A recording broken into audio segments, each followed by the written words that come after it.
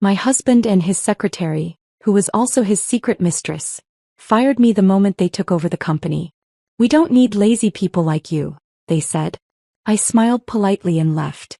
The next day their father asked, "Why the hell did you fire her?" When they saw the contract they were shocked by what they saw. Because the contract was, "We don't need lazy people like you," my husband said, his voice so cold I barely recognized it. Beside him Jessica, his secretary and apparently much more, smirked with unconcealed satisfaction. The boardroom fell silent as every executive averted their eyes, suddenly fascinated by their notepads or the conference table's polished surface. I'd known this moment was coming. 3 weeks earlier I had forgotten my phone charger at the office and returned after hours to retrieve it. The main floor was deserted, but a sliver of light escaped from under Elliot's door. I approached quietly, not wanting to interrupt if he was on a call. "She has no idea," I heard Jessica whisper, her voice intimate in a way that made my stomach clench.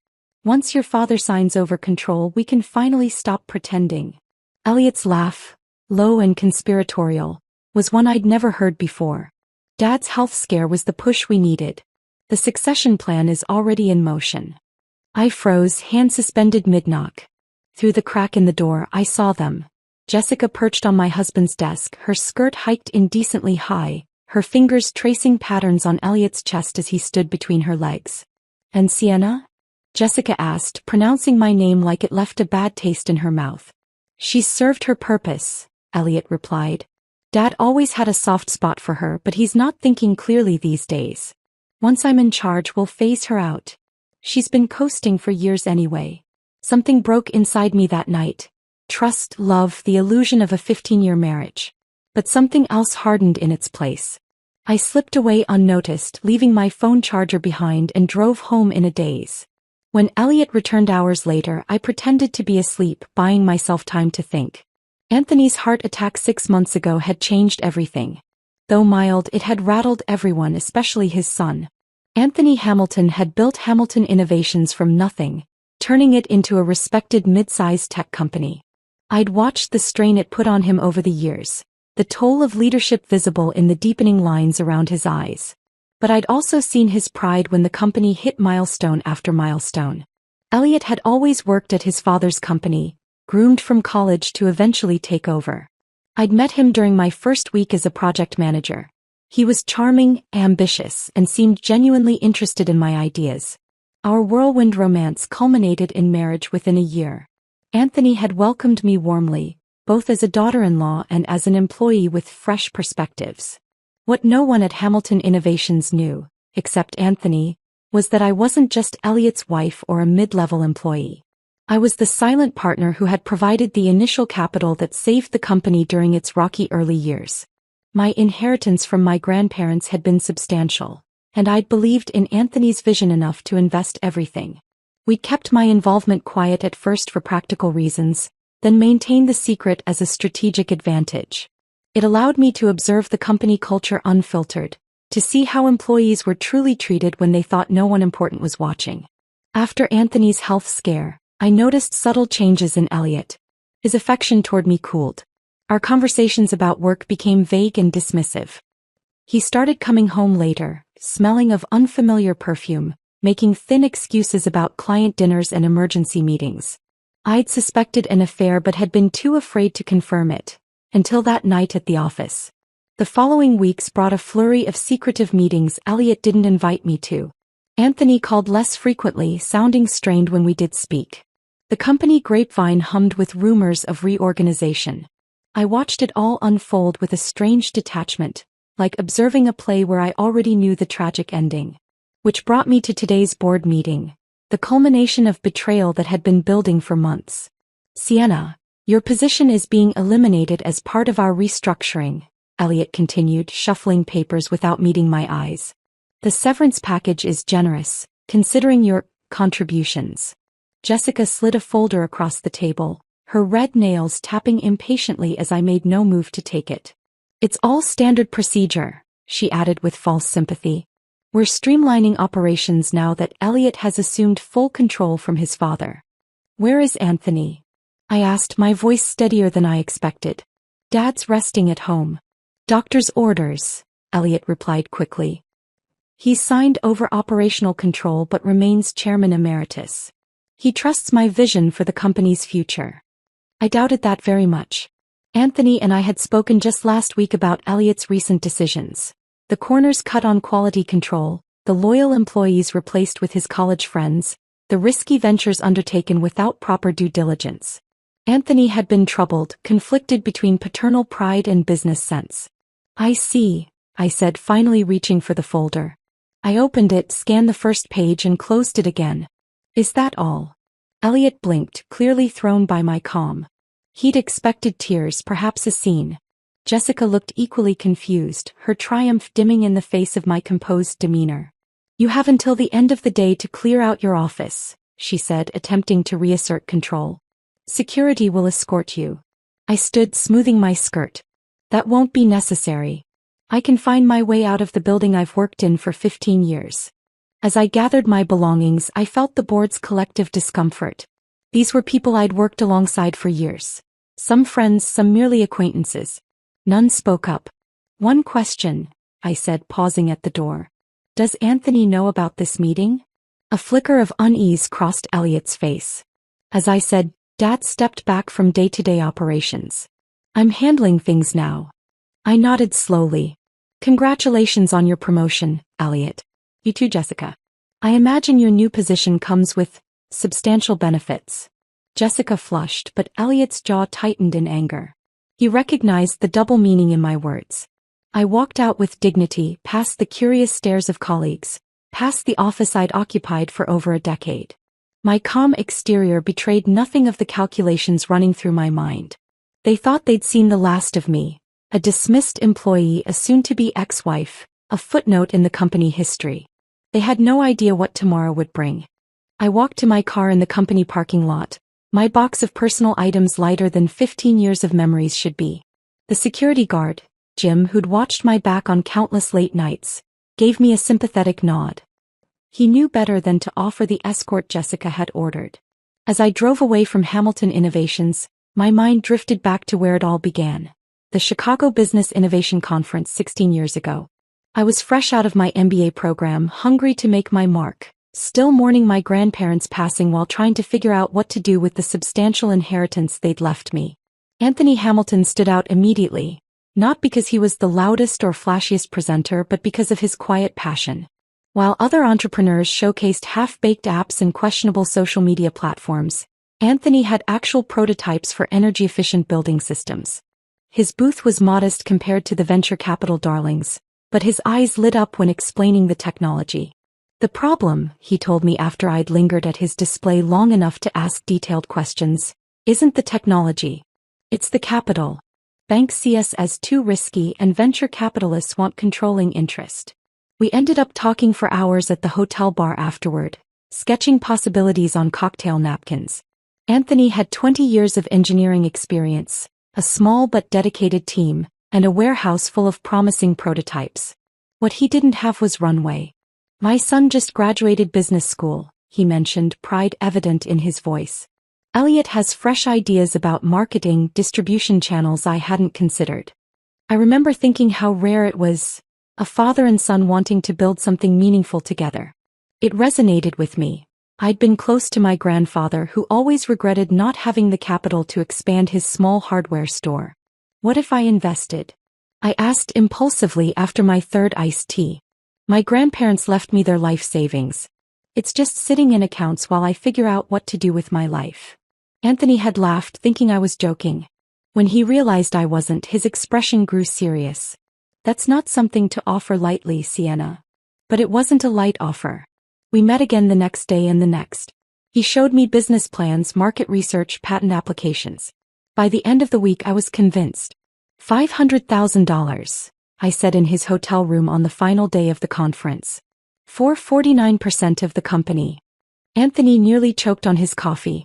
That's too generous. And frankly too risky for you. I shook my head. I've read every page of your business plan. I believe in what you're building. But I want 51%.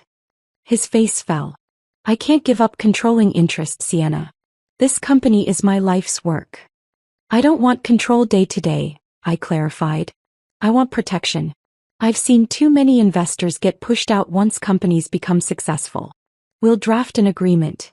You run the company as you see fit, but major decisions require my approval. And I want a position inside the company, something that lets me understand the business from the ground up. Anthony studied me for a long moment. You're unlike any investor I've met. Most want quarterly reports and hands-off returns. I'm not most investors, I replied. I want to learn to build something meaningful. But I also want security. We shook hands that day, beginning a partnership that would transform both our lives. I called my cousin Melissa, a ruthless corporate attorney, to draft our agreement. She thought I was crazy to invest my entire inheritance, but she made sure the contract was ironclad. This clause, she pointed out during our third revision, ensures that if anyone attempts to remove you from the company without cause, your ownership stake automatically converts to 70% of voting shares. That seems extreme, I said, surprised by her hardline approach. Melissa fixed me with her stern lawyer gaze. Family businesses get complicated, Sienna. Especially when there's a son involved who hasn't earned what his father built. Trust me on this. I signed the papers, transferred the funds, and moved to join Hamilton Innovations as a project manager. Anthony introduced me to Elliot at the company Christmas party that year. The attraction was immediate and mutual. When Anthony saw the spark between us, he took me aside. This complicates things, he said, nursing a whiskey. If you and Elliot become involved, we should keep your investor status quiet. Not forever, but until we're sure. I agreed. Our relationship was separate from business, and I wanted to earn respect through my work, not my financial stake. As Elliot and I grew closer, the secret became our norm. Only Anthony, Melissa, and the company's accountant knew the truth. Years passed. The company flourished. Elliot and I married. I rose through middle management on my own merit, careful never to use my hidden influence. Anthony became not just a business partner but a true friend, often confiding in me about company matters he wouldn't discuss with others. About 3 years ago, those conversations took a troubling turn. Elliot wants to cut corners on the new product line, Anthony confessed during one of our monthly dinners. Says we could save 15% on manufacturing costs by switching suppliers. The Korean manufacturer? I asked, familiar with the proposal. Their quality control has been questioned industry-wide. Anthony nodded, lines deepening around his eyes. I've built this company on reliability. One recall could destroy our reputation. It wasn't just business decisions. Anthony worried about Elliot's character, his treatment of employees, his focus on appearances over substance. And increasingly he worried about Jessica. She's ambitious, Anthony said carefully after her promotion to executive assistant. Nothing wrong with ambition, but what? I prompted. She reminds me of my ex-wife, he admitted. Always looking for advantage, for status. I see how she looks at Elliot. I should have paid more attention to his concerns, but I was busy launching our sustainability division, fighting for resources against Elliot's preference for flashier projects. Slowly, almost imperceptibly, my husband and I began living parallel lives, connected by marriage and the company but growing apart in values. After Anthony's heart attack, during a private moment in the hospital, he squeezed my hand with surprising strength. Remember your contract, he whispered. Melissa made sure you'd be protected. No matter what happens. At the time, I'd thought he was delirious from medication. Now, driving home from the office with my career and marriage in shambles, his words echoed with prophetic clarity. I pulled into my driveway, drew a deep breath, and made 2 calls. The first to Anthony. The second to Melissa. Tomorrow would be a very different day. I slept surprisingly well that night, waking to my phone buzzing incessantly on the nightstand. 6 missed calls from Elliot, 3 from Jessica, and 1 text from Anthony. It's done. Coming to pick you up in 30 minutes. Coffee in hand, I watched through the kitchen window as Anthony's sensible sedan pulled into my driveway exactly on time. He'd always been punctual, a quality Elliot had never inherited. You look better than expected, Anthony said as I slid into the passenger seat. His color had improved since I'd last seen him, though fatigue lined his face. Being underestimated has its advantages, I replied. How did it go? Anthony's knuckles whitened on the steering wheel. Worse than I imagined, better than they deserved. He'd gone to the office at 7 a.m., earlier than his usual schedule since his heart attack. Elliot and Jessica were already there, apparently celebrating their coup with champagne in Elliot's newly expanded corner office. My former workspace now incorporated into his domain. I heard the giggling from the hallway, Anthony said, disgust evident in his voice. Didn't even have the decency to close the door properly. When I walked in, Jessica was sitting on my old desk, Sienna, with her shoes kicked off and her legs. He trailed off, too gentlemanly to continue. I can imagine, I said quietly. Anthony had stood in the doorway, unnoticed for several seconds, before clearing his throat. Having a party without me? He'd asked, his voice deceptively mild. Elliot had nearly fallen out of his chair. Dad, you're supposed to be resting. Clearly, so I wouldn't interfere with your management decisions? Anthony had stepped into the room, closing the door firmly behind him. Like firing my business partner without consulting me? Jessica had scrambled off the desk, smoothing her skirt. Mr. Hamilton, Elliot was simply implementing the restructuring plan you approved. I approved no such thing, Anthony had cut her off. And I certainly never authorized terminating Sienna. It was a necessary business decision, Elliot had insisted, regaining his composure. The severance package was generous. Mom always said you were too soft on her anyway. Anthony described the fury that overtook him then, a rage so intense his vision had actually blurred around the edges. The doctor had warned him about stress, but in that moment he couldn't contain himself. I didn't raise you to be cruel, Elliot, he'd said. Or stupid. Did you even read the contract before you fired her? Elliot had scoffed. What contract? She's middle management. Anthony had reached into his briefcase and pulled out a folder. The original agreement Melissa had drafted 16 years ago. Sienna isn't just your wife, you fool. She's my business partner. The majority owner of Hamilton Innovations. As Anthony recounted the moment of revelation, a grim smile crossed his face. I wish you could have seen their faces, Sienna. Pure shock. Jessica actually dropped her champagne flute. You're lying, Elliot had spluttered. That's impossible. I would have known. Would you? You've never shown interest in the founding documents. Too busy taking credit for other people's innovations. Anthony had slapped the contract onto the desk. Sienna provided the startup capital when no bank would touch us.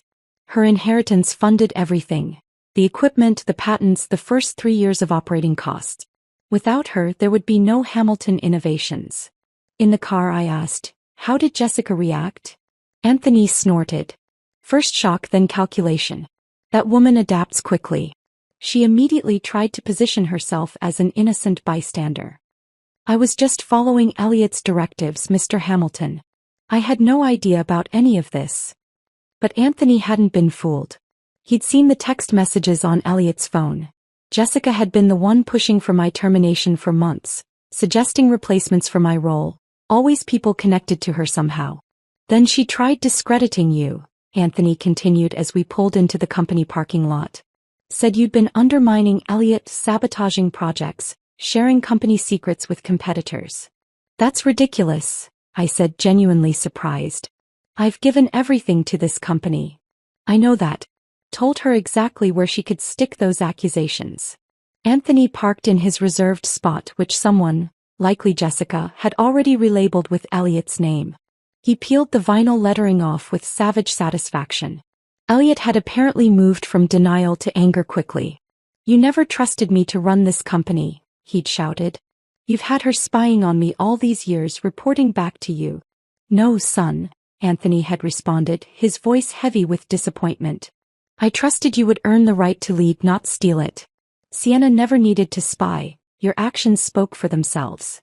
The confrontation had escalated until Anthony mentioned the contract's termination clause, the one Melissa had insisted on. Upon wrongful termination, Sienna's ownership stake automatically increased to 70% of voting shares, with Anthony retaining 25%. Elliot, as a minor shareholder, would be left with a mere 5%. He turned white as a sheet, Anthony said, parking the car. Started threatening lawsuits, claiming undue influence. Jessica was already on her phone, probably calling her attorney friend in corporate. Anthony had ended the confrontation by calling an emergency board meeting for 10 a.m., which was 20 minutes from now. The board needs to understand what's happened and why leadership is changing effective immediately. As we walked toward the building, I felt strangely calm. You know they'll fight this. Let them try, Anthony said grimly. Melissa prepared for every contingency. There's even language covering attempted character assassination, which Jessica has already violated. In the lobby, conversations halted as employees noticed us. News traveled fast in an organization this size. Some faces showed confusion, others concern, a few barely concealed satisfaction. I'd always treated the support staff with respect, something Elliot and Jessica considered beneath them. The elevator ride to the executive floor was silent, both of us gathering strength for what was to come. As the doors opened, we were met by Jessica, her composure restored and a fake smile plastered on her face. Mr. Hamilton, Sienna, she said smoothly. The board is assembling now. Elliot asked me to escort you. I know the way to the boardroom I helped pay for, I replied quietly. Jessica's smile faltered. Elliot has prepared a counterproposal that I think you'll find quite reasonable. A graceful exit for all parties. Anthony laughed. A short, harsh sound. The only exits today will be yours and his if you continue this charade. Jessica's eyes narrowed, her mask slipping. Don't be so sure, old man. Things have changed around here. The board respects Elliot's vision, not your outdated management style. As we approached the boardroom doors, we could hear Elliot's voice, urgent and persuasive. He was already working the board members, spinning his version of events. Anthony placed his hand on my shoulder. Ready? I nodded, straightening my spine. I've been ready for 16 years. We pushed open the doors together, stepping into the storm. The boardroom fell silent as we entered. 8 pairs of eyes swiveled toward us. 5 board members, Elliot, Jessica, and Martha from legal, who was frantically flipping through a stack of documents. Elliot stood at the head of the table, my contract projected on the screen behind him, specific clauses highlighted in angry red. Nice of you to join us, he said, his voice tight. I was just explaining to the board how this outdated agreement has been superseded by more recent corporate governance documents. I took a seat directly across from him. Not my usual spot. I'd always sat 3 chairs down, the position of a mid-level manager invited to present, not a key decision-maker. The board members' expressions ranged from confusion to awkward discomfort. None of them had known I was anything more than Elliot's wife and a dedicated employee. Martha, I said calmly to the young attorney, you might want to call Melissa Parker at Harrington and West. She drafted the original agreement and all subsequent amendments. She's expecting your call. Martha glanced nervously at Elliot, who gave a curt nod. As she slipped out to make the call, Anthony placed a thick folder on the table. While we're waiting for legal clarification, he said, I believe we should address the reason for this emergency meeting, the improper termination of a founding partner without board approval. What followed was 3 hours of the most intense corporate combat I'd ever witnessed. Melissa joined by conference call, her precise legal explanations dismantling Elliot's arguments one by one. By meeting's end, the board had no choice but to acknowledge my majority ownership and rescind my termination. This isn't over, Elliot hissed as we filed out. Jessica had already disappeared, presumably to clear her desk before security arrived. You're right about that, I replied quietly. That confrontation had been 2 weeks ago. Since then, I'd sequestered myself in my home office, converted years ago from a would-be nursery when we learned we couldn't have children.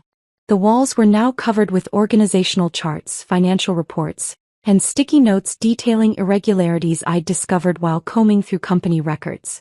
Being underestimated had its advantages. As just an employee, I'd had access to systems and conversations that revealed the true state of Hamilton Innovations. Now, with full executive access granted by the board, I was discovering just how deeply the rot had spread under Elliot's influence. He funneled nearly $800,000 in development funds to his college roommate's startup, I told Anthony during one of our evening strategy sessions. The agreement shows we received exclusive licensing rights, but the technology never materialized. Anthony shook his head, examining the documents I'd spread across my dining room table. Nathan Forsyth always had Elliot convinced he was the next Steve Jobs. How did I miss this? It was buried in the R&D budget as external consultation. And there's more. I passed him another folder. Jessica's brother was hired as a senior sales consultant last year. Salary of $150 plus commission. According to HR records, he hasn't brought in a single account. Night after night, we pieced together a disturbing pattern. Elliot had been systematically replacing experienced staff with friends and connections, creating a network of loyalty built on favors rather than merit. Quality control reports had been altered. Customer complaints buried. Financial projections manipulated to justify bonuses. My phone buzzed constantly with Elliot's messages, evolving from threatening to cajoling to desperate. You're making a mistake. We can fix this. Whatever Dad's paying you to do this, I'll double it. Sienna, please. 15 years of marriage has to count for something. At least meet me for coffee. Hear my side. I let them all go to voicemail, focusing instead on the allies I'd need for what came next. First was Darlene from accounting, who'd been with the company since the beginning. She'd watched her department shrink as Elliot outsourced functions to a firm run by his former classmate. I've been keeping my own records, she confided when I invited her for coffee at a cafe far from the office.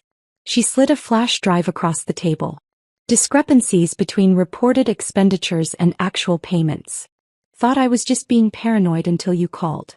Then came Robert from engineering, passed over for promotion when Elliot brought in Jessica's cousin despite Robert's superior qualifications. The new safety protocols were shelved, he revealed during our discreet meeting. The ones you championed last year. Jessica said they were cost prohibitive, and had Elliot sign off on the minimum legal standards instead. One by one, I connected with employees who'd been sidelined or silenced. Each had a piece of the puzzle, evidence of corners cut and standards compromised. You've built quite the shadow network, Anthony observed one evening, impressed by my methodical approach. I never realized how many people were loyal to you. Not to me, I corrected him. To the company's values. The ones you instilled from the beginning. In our third week of investigation, Anthony brought his own bombshell. Elliot's been meeting with Westlake Industries. I had Greg from legal follow up on a rumor. They're discussing acquisition terms. My blood ran cold. Westlake was our biggest competitor, known for buying companies, stripping their assets and discarding the employees. He can't sell without our approval. He's trying to leverage his position as CEO to force our hand, claiming that without this deal the company will fail. Anthony looked exhausted. Some board members are getting nervous. That night after Anthony left, I sat alone in my home office, staring at the evidence we'd gathered. My phone buzzed with Elliot's 19th call of the day. This time I answered. What do you want? I asked flatly. Dinner. Just dinner, Sienna. His voice held none of its usual arrogance. The Preston Hotel. Private dining room. I'll come alone. I should have refused, but curiosity won out. Tomorrow. 7 o'clock. I'll be bringing someone from legal. Fine. Whatever you need. He paused. Thank you for at least talking to me. I hung up without responding and called Anthony. Elliot wants to meet.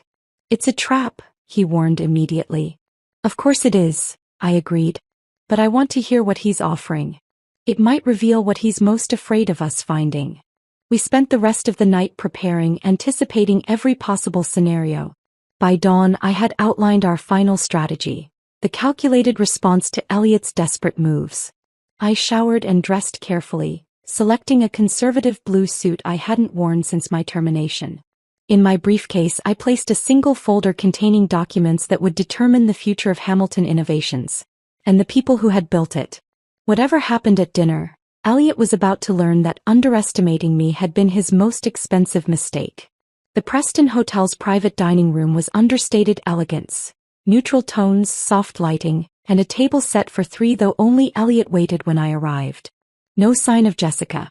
My attorney, Rebecca Chin, a colleague of Melissa's who specialized in corporate fraud, accompanied me, tablet and recorder ready. Thank you for coming, Elliot said, standing awkwardly. Gone was the commanding presence he'd cultivated over years of playing executive. He looked smaller somehow, his designer suit hanging slightly loose, dark circles shadowing his eyes. You requested this meeting, I reminded him, taking a seat across from him rather than at his side. I'm listening. Rebecca placed her tablet on the table, the recording app visibly running. Elliot glanced at it nervously before pushing a folder toward me. A settlement offer, he said. I keep operational control as CEO. You and Dad retain financial oversight. We bring in an independent auditor agreeable to all parties. We stop the internal investigations, agree to move forward, and protect the company's reputation. I opened the folder, skimmed the document, and closed it again. And Jessica? His expression tightened. Repositioned to external relations. She has valuable connections. No, I interrupted. That's not going to work. Elliot leaned forward, desperation edging into his voice. Sienna, be reasonable. Think about what a public battle will do to the company. To the Hamilton name. I've thought about little else these past weeks, I replied calmly. I opened my briefcase and removed my own folder. This is my counteroffer. He scanned the document, his face paling with each page. You can't be serious. Completely serious. A forensic audit has already begun. The preliminary findings are detailed on page 4. Rebecca tapped her tablet. The audit team has identified $2.3 million in misappropriated funds. The document outlines the terms under which Hamilton Innovations will not pursue criminal charges. Elliot's hands trembled as he set down the papers. This would destroy me. You did that yourself, I said quietly. I'm offering you a way to leave with your freedom and enough to start over. More than you offered me. Our meals arrived, untouched as Elliot battled with the inevitable. Finally he asked, what about us? 15 years, Sienna. For a moment I felt a flicker of the connection we'd once shared, ambitious young professionals building something together. Then I remembered Jessica's smirk as I was dismissed from the boardroom. Sign the agreement, Elliot. Or we can continue this conversation with the FBI present. 3 days later I walked through Hamilton Innovations' front doors as acting CEO. The press release had gone out that morning.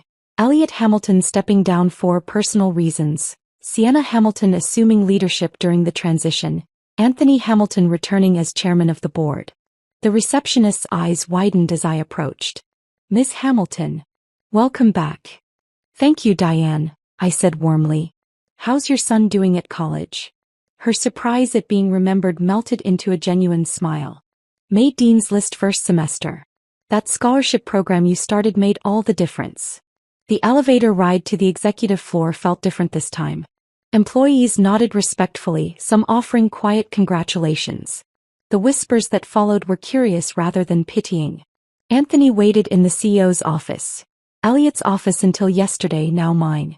The space had already been transformed.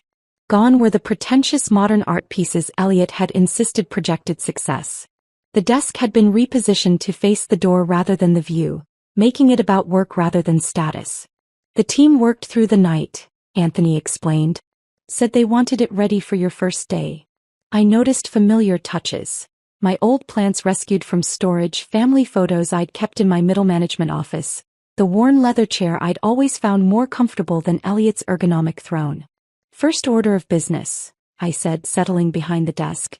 The department heads are waiting in the conference room. The meeting that followed set the tone for the new Hamilton Innovations.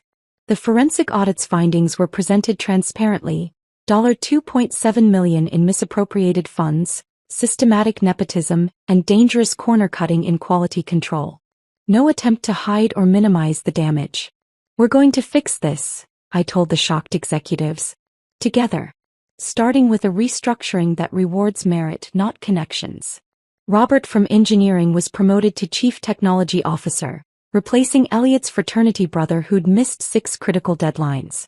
Darlene became chief financial officer, her decades of institutional knowledge finally recognized. Throughout the organization, talented employees who'd been overlooked were elevated to positions where they could make real contributions. By week's end, the transformation was palpable. Energy had returned to the offices. Ideas flowed freely in meetings where people had previously kept silent, afraid of contradicting Elliot or Jessica's favorites. I've never seen morale rebound so quickly, Anthony commented as we reviewed the week's progress. The board is impressed. Even the skeptics are coming around. People want to do good work, I replied. They just need the right environment. The final confrontation came unexpectedly. I was working late, reviewing production schedules when my office door burst open. Jessica stood there, mascara streaked down her face, clutching a designer handbag like a shield. "You got what you wanted," she spat. "Elliot's leaving the country. Says he can't face the humiliation." I set down my pen.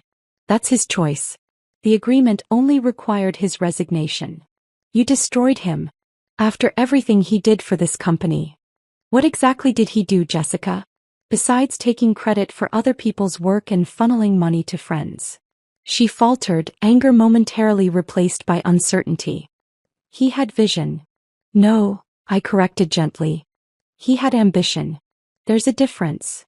Jessica sank into a chair, suddenly deflated. "What happens to me now?" "That depends. The forensic audit shows you received $176,000 in improper bonuses and authorized hiring 3 family members for non-existent positions. You can repay the money and resign, or we can proceed legally." Her facade crumbled entirely. "I can't repay that kind of money. It's gone." "Then you have a difficult road ahead." I handed her a card. "This attorney specializes in financial restitution cases. She can help structure a repayment plan that might keep you out of jail." After she left, Anthony appeared in the doorway. "You heard." I nodded.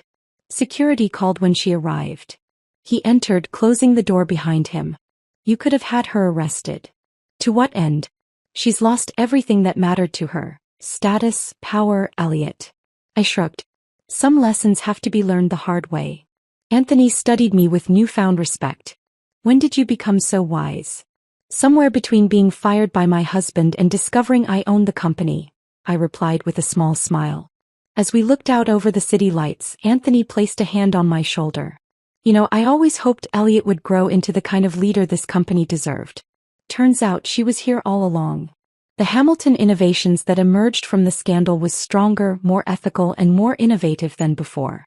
The projects I'd championed for years, sustainable materials, employee development programs, ethical manufacturing, became our new priorities. Sometimes, late at night in my office, I found myself wondering about Elliot and the life we'd planned together. But those moments grew rarer as Hamilton innovations flourished under new leadership. Some called it revenge. I preferred to think of it as restoration, of values, of purpose, of potential. The company hadn't just survived betrayal, it had been transformed by it. And so had I.